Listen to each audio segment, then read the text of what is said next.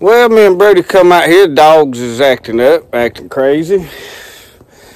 So me and Brody come down here to see what is going on, y'all, and I have found something that I have never found before. So let me turn the camera around and show you what I have discovered here. We walk up to this cage. Dead rooster. Hawk. Now, I don't know, he reared back like he's... So I don't know how he got in there. He tore him a hole, obviously, through the side of the cage somewhere. You know. He worked his way in there. But now he's all upset, you know, that we here. So I don't know what to do with him. It's illegal to kill him in Mississippi. I think that's pretty well across the country. So. Don't kill him. What? Don't kill him. Don't kill him? We not. We ought to. He killed our chicken. He killed our rooster. What do you think? He done learned about putting them hands in that jacket pocket since he got cold the other day.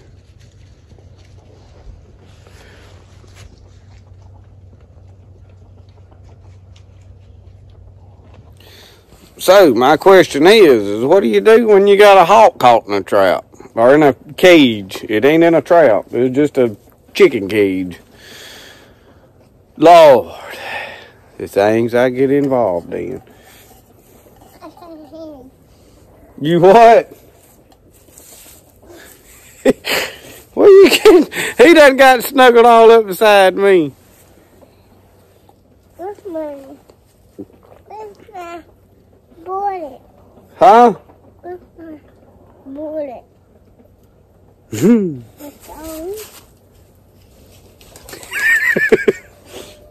A hawk in a cage.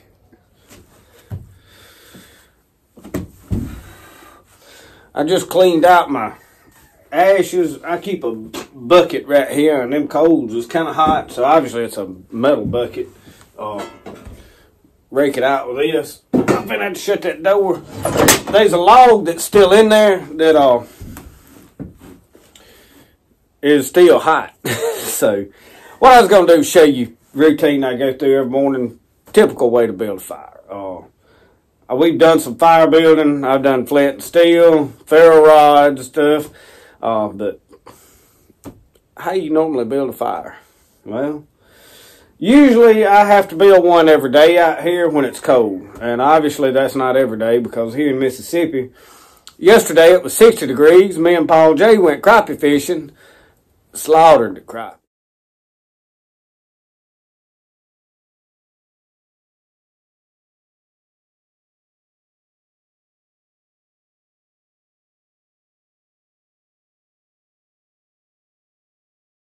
So we're going to have a fish fry tonight. Had church last night, which I didn't get to go because the gas man's supposed to show up, bring gas yesterday. He had not got here. We're below 10%, so I needed to be here to pay the man. He never showed up with my gas. We got a looming ice storm coming. I don't know.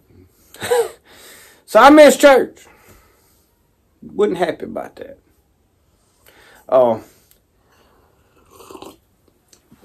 Anyway, I like to do this. I get to play with some of my different toys. Y'all know we firebugs, we like to build. So I keep a can. This is full of fat wood. Fat wood is obviously lighter pine. We call it here pine knots. And this piece that I'm using currently, I don't know. It's not as stout and strong as some. And the next thing is, look how flexible it is. See it bend a long ways before it flicks. I don't know. It's not as good a quality. But what I do, split it up in a couple different pieces just to... Here in Mississippi, and I know this is a lot of the parts of the southeast, there is an abundance of fat wood. So using up all your fat wood is not really a problem. So what I'm going to do, I'm going to just kind of show you how I do. I got these pieces of wood, and I usually pile some chunks in here the day before. You know, pieces like this, where I split some short rounds up out there with an axe.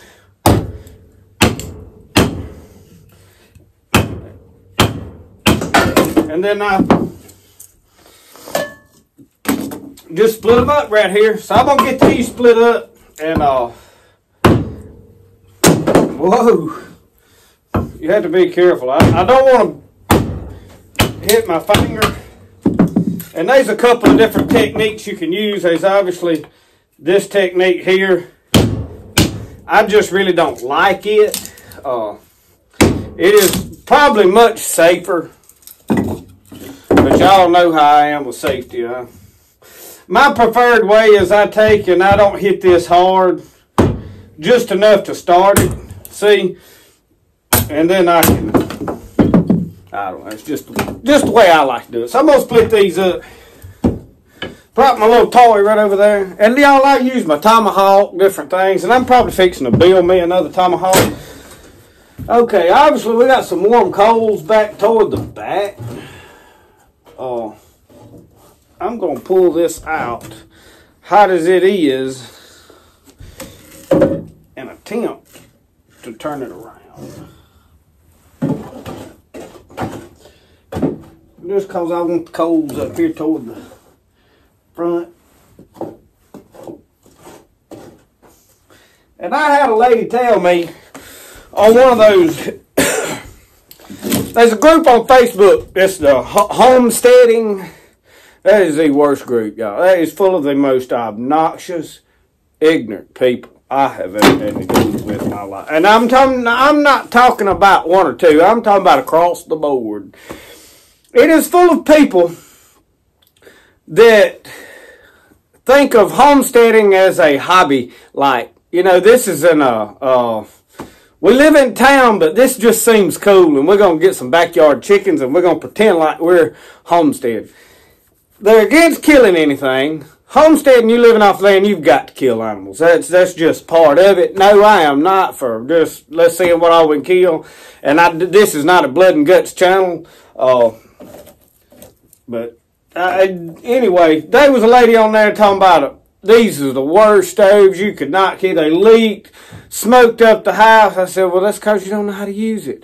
I've been using one of them for 20 years. We grew up with this. Just because you had one for a long time don't mean you know how to run it. So y'all see these coals still in there? You see the smoke was coming out? Let me turn around. Y'all see them coals in there? That's from yesterday. I think I put wood in there right at dark yesterday.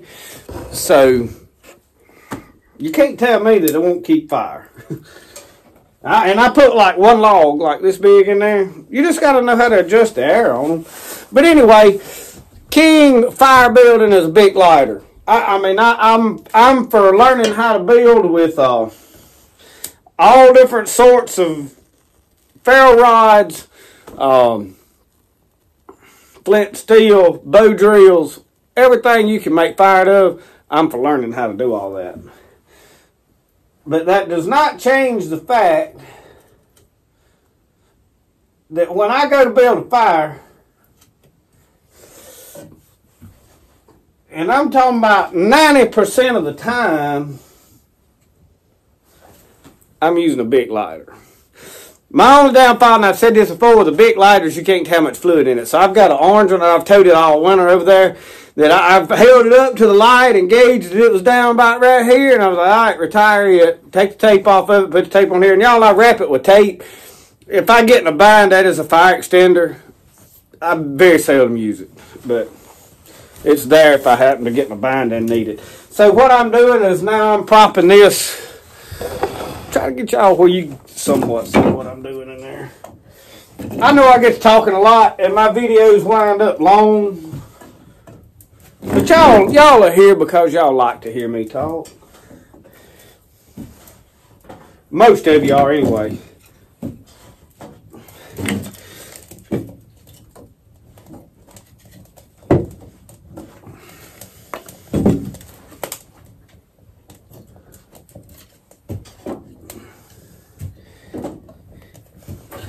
Y'all, 100% of the success of this fire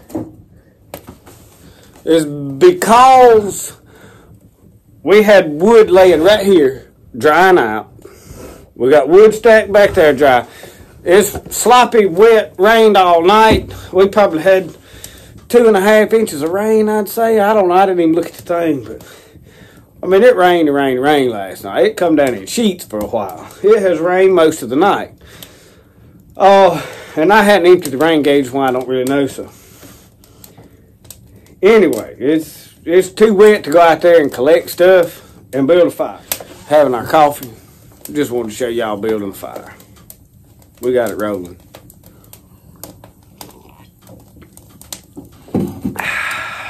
Good coffee. Y'all see my teapot? This is what I make tea. It has a screen in it. We will do a tea making video. I drink tea almost every day. This is, in here is mint mixed with goldenrod. So, and that's how I drink my tea. Talking about building fires. This used to be, back in our drinking days, a hangout shed. And of course, I didn't have this nice wood stove inside here. So we'd always go out in the yard and build a fire, but we sat in here and played with it. I had a little electric heater, I think, at one time. And but anyway, I had some buddies come over, and it was cold, y'all. We was in here, I think, playing cards or something. I don't know. This has been a long time ago. And we had the door shut, and then at that point in time, you know, I didn't have that window in the front of my door. It just, once you got in here, this little old window back here was all it was. You didn't know nothing out. So if I heard somebody driving up, I had to go open the door, look out, see who it was or whatever. And we've been playing cards, yeah, man, 2 or 3 of us, and I ain't gonna name no names because I don't. It was funny, but it's kind of embarrassing for them. But anyway, there's this one old boy over here, and he kept on wanting to build a fire. I want to build a fire. And I said, man, it's wet outside. And I just didn't feel like going through the trouble. Number one, I didn't want to stand out there in the cold. It was warm in here. We had an electric heater going, shut the door, sit down, you know. And I just wasn't feeling it. Didn't want to build no fire.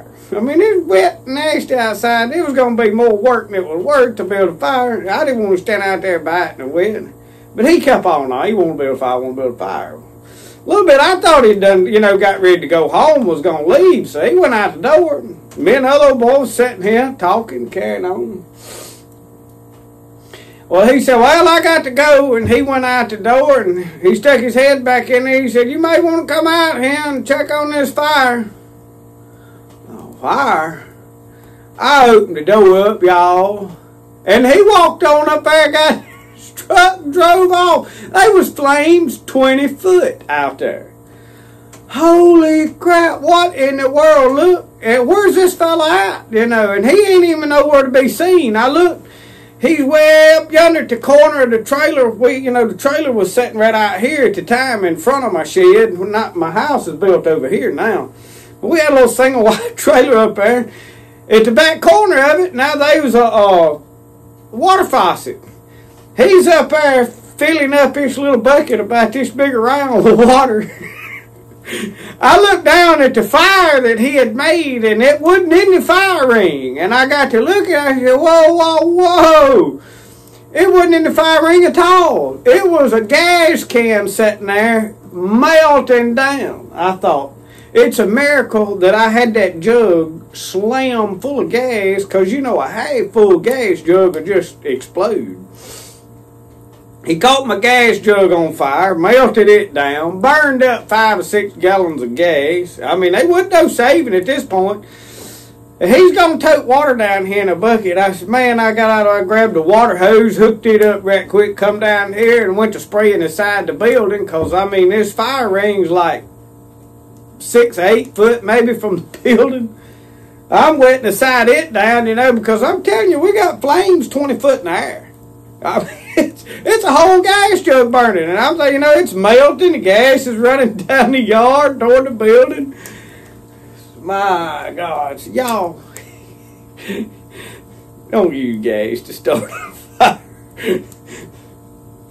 I sometimes I think about that and laugh. I'm like, how in the world did we make it through those young, stupid times of our life, you know? Because you ain't got to be an idiot to get caught up in that. All you got to have is a good idiot with you. Oh, Lord. Burned up my gas jug. And that was back when they had a decent, you know, spout on them you could actually use. They didn't have these government-regulated spigots on them, you know. But anyway, thank y'all for watching Spirit of the Outdoors. We just kind of rambling on, show you a little of our morning routine. Y'all have a good one. We're going to finish the rest of our coffee. Y'all go on about whatever you're doing. Find you another video to watch. It probably won't be good as this one, but there's probably one out there that interests you. We'll see y'all next time.